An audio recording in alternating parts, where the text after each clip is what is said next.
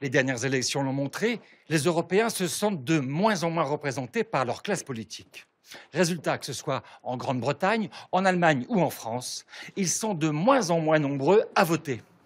Alors comment réconcilier les citoyens avec les politiques, avec la politique? Ici, à Saillant, un petit village de la Drôme, on propose un accès pour tous aux prises de décision. C'est ce qu'on appelle la démocratie participative, horizontale, collégiale.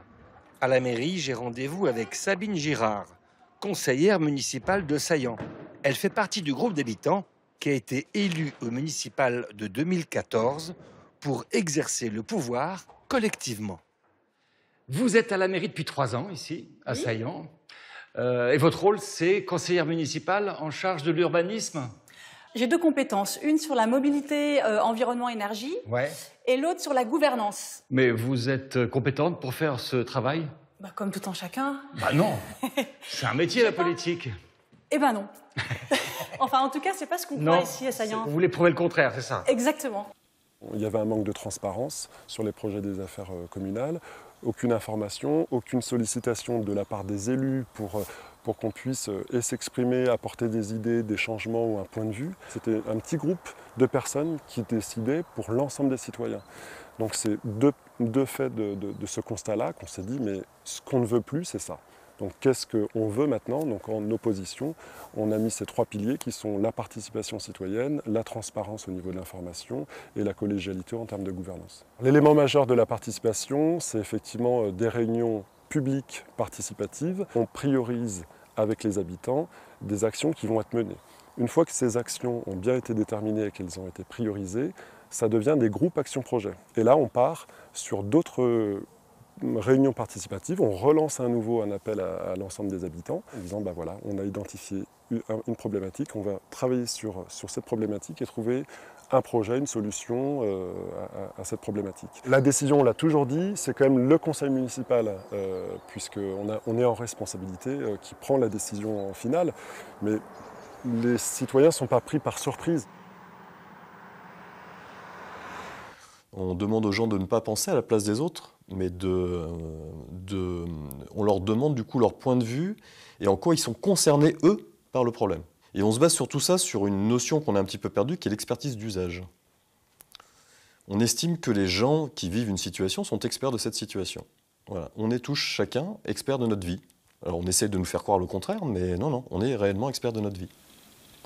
On a qu'à leur dire, vous pouvez le faire, et on vous donne la place pour le faire. Ils sont là, ils répondent présent. Le comité de pilotage, c'est au moins 3 fois par mois, le jeudi, et il suffit de lever le doigt et on peut dire ce qu'on a envie de dire et d'interroger. Et ça, c'est quand même exceptionnel. Chaque personne peut dire ce qu'elle pense, et à mon avis, sans être gênée. C'est quelque chose de formidable. Et du coup aussi, ça me permet d'avoir beaucoup de contact avec les jeunes et je me sens pas vieille. Ce que je trouve difficile dans les systèmes de vote actuels, c'est que en fait, on vote pour une personne.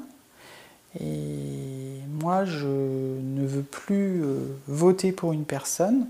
Je veux voter pour prendre des décisions, pour participer à la vie de mon village ou de mon département ou de mon pays et pas pour élire une personne. Une des choses qui a beaucoup changé par rapport à la représentation que je me faisais de la vie communale, c'est le fait que la mairie, c'est la maison commune. C'est vrai que je vais à la mairie un peu comme je me sens chez moi, un peu à la mairie, chose que je n'avais jamais vécue auparavant. Nous, on parle de gouvernance de la commune collégiale et participative. Ouais. Et donc, il y a bien deux termes. La collégialité, déjà, c'est l'idée qu'on ne décide pas tout seul. Ça veut dire on est une équipe de 15 élus, il faut que les 15 élus aient des responsabilités et se partagent le pouvoir. D'accord. On fait des binômes par compétence, on n'est jamais tout seul. Et puis, on essaie de décider par consensus. Voilà, globalement. Ça, c'est la collégialité. D'accord. Et donc, la collégialité, on souhaite l'étendre à l'ensemble des habitants. Et ça, on dit plutôt participation. Et c'est l'idée de dire qu'on associe les habitants à toutes les étapes de la gestion de la vie d'une commune. C'est-à-dire à la fois définir les grandes orientations de ce qu'on veut faire, mais aussi la décliner en projets concrets, travailler ces projets concrets et même éventuellement les mettre en œuvre. Vous voulez dire qu'on peut imaginer la démocratie sans chef? Alors ici, oui. En tout cas, pas avec un seul chef. Pas avec un seul chef. On n'a pas inventé un système révolutionnaire, on a juste repris les termes et on les a mis en œuvre. Encore une fois, un élu est représentant du peuple, les habitants sont concernés par les affaires de la cité et on vit dans une démocratie, à savoir le pouvoir du peuple par le peuple pour le peuple. On a juste fait ça, nous. Le pouvoir d'agir, c'est là où je me dis qu'effectivement chacun a sa place et on doit la prendre.